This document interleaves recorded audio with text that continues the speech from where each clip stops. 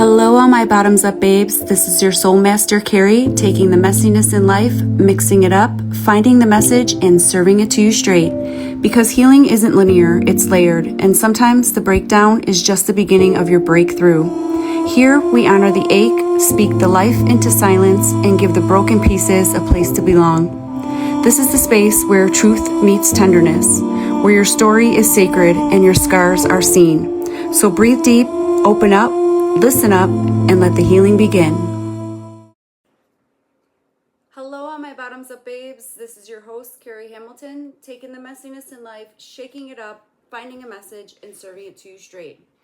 I had such a heartfelt conversation with an amazing gentleman by the name of Dr. Greg Linkowski from Fresno, California. Dr. Linkowski is a retired radiologist and a trauma survivor. Dr. Linkowski shares his personal journey from overcoming childhood trauma to finding his calling in medicine, and he shares how love and resilience has been such pivotal points in his life. With his power of faith, the importance of him reaching out for help, and enduring strength and love, they've all been crucial aspects for his healing and for just the strength overall in getting through everything that he's been through.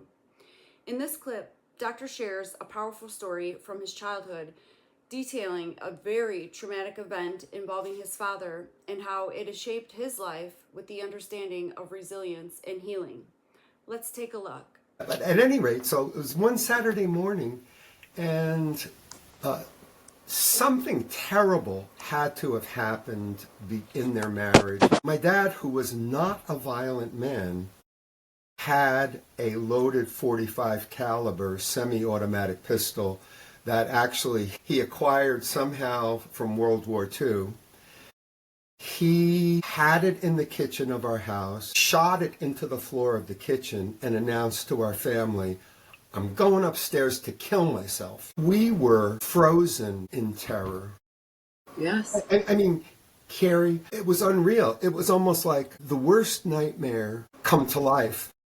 Yes. Dad stumbled past us. We were in the living room, and then there was a stairway leading to upstairs to the bedrooms. While he was sort of midway up the stairs, somehow we all in unison charged him on the stairs and subdued him. I was successful in wresting the loaded gun from his right hand, and essentially we actively saved a precious life from a terrible death. And my younger brother had the wherewithal, and I thank him, even to this day I've thanked him for taking the gun, unloading it, and going down to the cellar, confiscating all of my dad's weapons and firearms, and basically bringing them out of the house to a safe location. That event, which my mom wisely did call the police, who came, and they were very kind,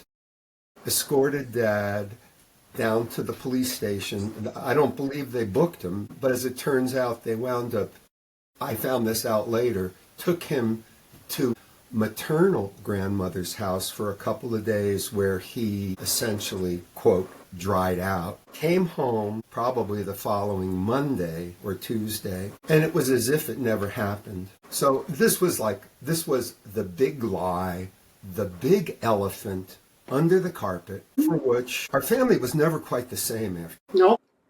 Fighting his father's addiction throughout his childhood, as Dr. Linkowski became an adult himself, he also faced his own tragic events. From losing his son at such a young age to even alcoholism himself. He's expressed how important it is to have forgiveness, not just for others, but for yourself as well. Yeah, because I feel, I very honestly feel like I've lived 2 lifetimes. Now, I'm not here to tell you that my greatest accomplishment was being a doctor. It's not. My greatest accomplishment is being a husband in a marriage that I am fulfilling my vows with, and Dad. I mean, being a parent is, in my estimation, the ultimate blessing that one can experience in life.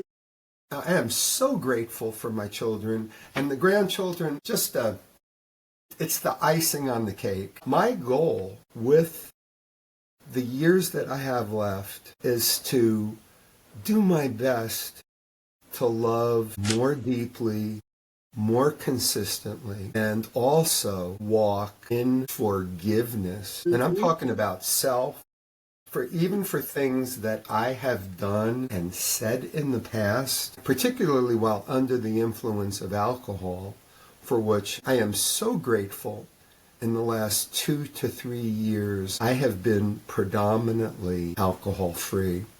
That's amazing. I wouldn't say entirely, but almost entirely. And please, for people who are struggling with, I tend to think of it almost like a demon or an evil force. There are many different pathways to heal that are available these days, such as Alcoholics Anonymous. In the Christian arena, there's things like Celebrate Recovery.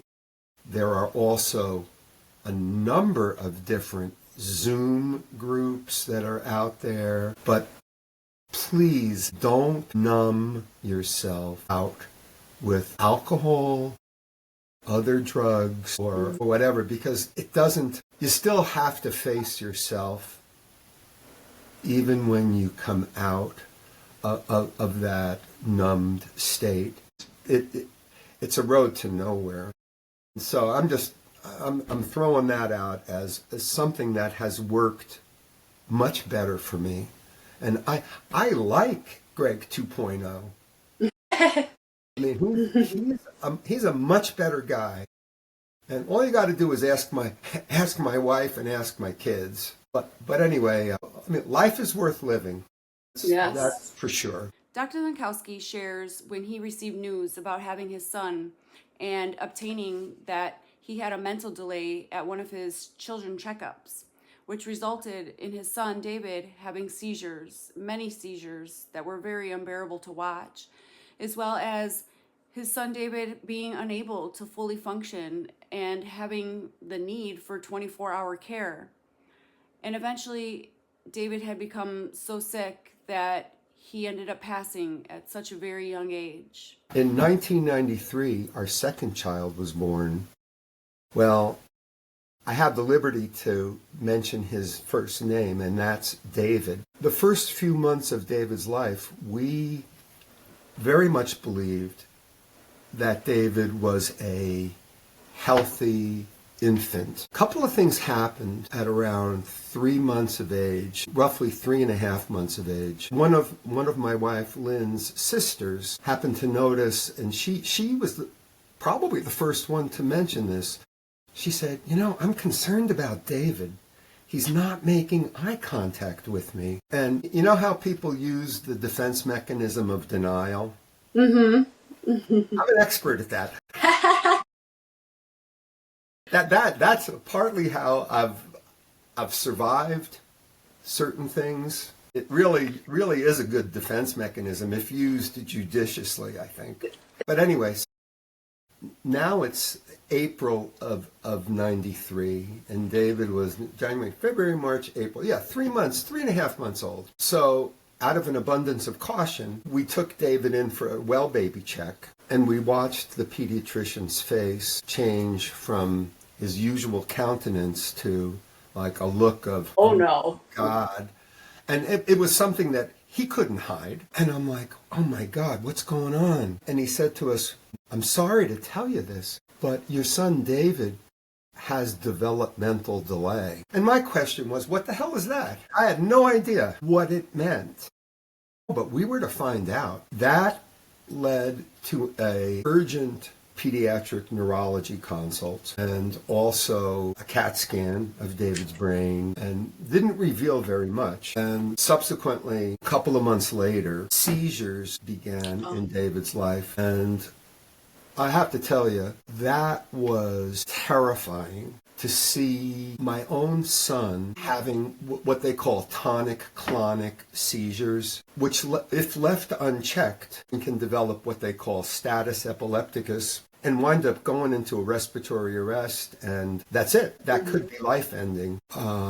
David was evaluated by a metabolic geneticist who was very concerned about David, so much so to the extent that she even did skin biopsies, and his DNA was tested at the genome lab, I think out of UCLA.